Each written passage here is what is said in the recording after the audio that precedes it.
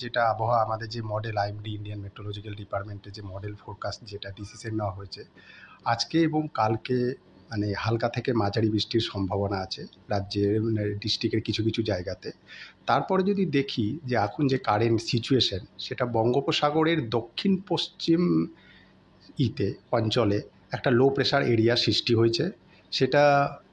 Movement যদি দেখা যায় তাহলে সেটা নর্থ ইস্টার্লি মুভমেন্ট হচ্ছে এবং এটা 24 নাগাদ এটা ডিপ্রেশনে পরিণত হতে পারে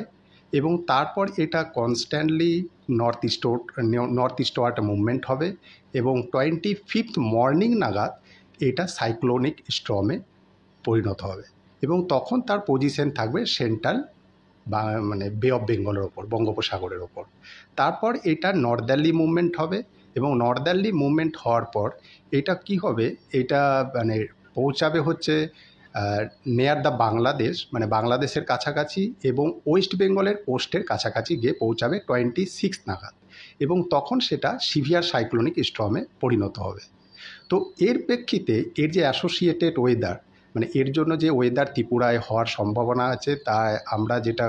এখনও পর্যন্ত দিয়ে রেখেছি 26 এবং 27-এ। 26-এ যদি আমি দেখি তাহলে সাউদার্ন ডিস্ট্রিক্ট যেগুলো হচ্ছে সিপাহীজলা, গোমতী, সাউথ ত্রিপুরা, ধলাই, এর বেশিরভাগ জায়গাতেই ভারী থেকে অতি ভারী বৃষ্টি হওয়ার সম্ভাবনা আছে। আমরা যার জন্য এখানে হলুদ সতর্কবার্তা জারি করেছি এবং এর সাথেও যদি দেখিস পাশাপাশি ডিস্ট্রিক্টের সমস্ত জায়গাতেই থান্ডারস্টর্ম মানে বজ্র বিদ্যুৎ সহ ঝোড়ো বাতাস, যেটা বাতাস বইবে তার গতিবেগ 30 থেকে 40 কিলোমিটার বেগ, 40 থেকে 50 কিলোমিটার বেগে হওয়ার সম্ভাবনা আছে। এটা গেল 26 তারিখ এবং 27 তারিখ যদি দেখি, 27 তারিখ আমাদের নর্থের ডিস্ট্রিক্ট ত্রিপুরার যেরকম হচ্ছে নর্থ ত্রিপুরা, ঊনকোটি, ধলাই এবং খোয়াই, এই সমস্ত ডিস্ট্রিক্টে ভারী থেকে অতি ভারী বৃষ্টি হওয়ার সম্ভাবনা আছে এবং পাশাপাশি বাকি ডিস্ট্রিক্টগুলোতেও কিন্তু আমাদের মানে ভারী বৃষ্টি হওয়ার সম্ভাবনা আছে এবং থান্ডারস্টর্ম বজ্রবিদ্যুৎ সহ ঝোড়ো বাতাস 40 থেকে 50 কিলোমিটার গতিবেগে বওয়ানোর সম্ভাবনা আছে,